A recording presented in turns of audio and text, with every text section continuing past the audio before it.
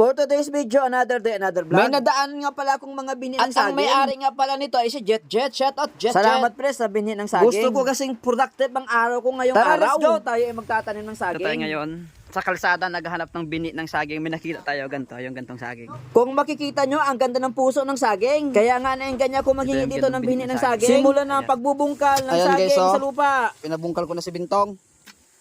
Yan guys, itatanim natin. Ito ay saging na, ang tawag dito? Tundan nga palang tawag sa saging na aking itatanim ngayon. At shoutout din kay Bintong at ako'y tinulungan niya kumuha ng bini ng saging. Buhay na kayo ito?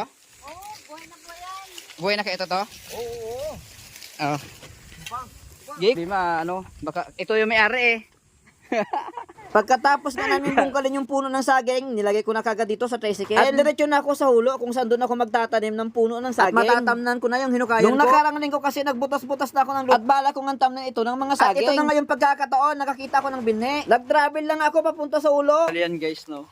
Ayan, dito tayo ngayon. Papasok natin sa loob ng tricycle. At pagdating ko nga dito sa hulo ay agad kong binaba itong mga puno ng saging dito sa tricycle. At akin na rin binuwat ito. Papunta dun sa lupang pagtatamnan ko. Utay-utay ko nga itong binuwat para hindi ako mahirapan. Sa mga nagtatanim ng saging dyan, tama ba yung proseso ko sa pagtatanim ng saging? Ayan, bubuhatin natin itong mga kinuha nating saging na tundan. Naniniwala ba kayo pag may tinanim may aanihin? Ang nasa mindset ko kasi dito sa aming lupa, magtanim lang ako na magtanim. Sayang kasi yung panahon, nakatiwangwang lang yung lupa dito sa amin. Siguro after 1 year, may ma-harvest na ako dito sa aking tinatanim na mga puno. Gusto ko nga rin magtanim dito ng puno ng mangga, puno ng kalamansi. Wala pa akong makitang punla ng mga ganung puno, kaya ito muna saging yung pinagtsatsagaan ko. Kung ano lang kasi yung nakikita ko sa kalsada, tapos pwedeng hingin, hiningi ko. Para aking itanim dito sa aming lupa. At nagsimula na nga ako guys, tumanim ng mga puno ng saging dito sa aking binutas-butas na lupa. At tsempong-tsempo din guys, malakas yung ulan sa oras na ito.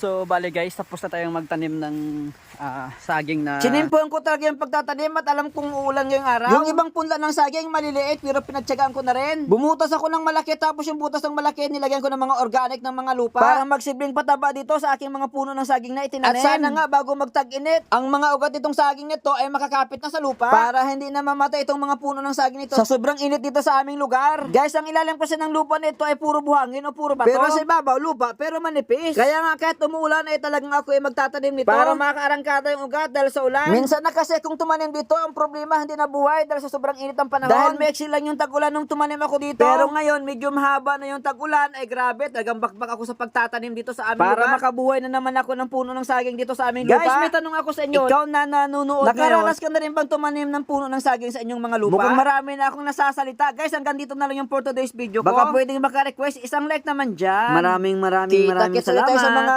susunod kong mga content. Bye-bye guys!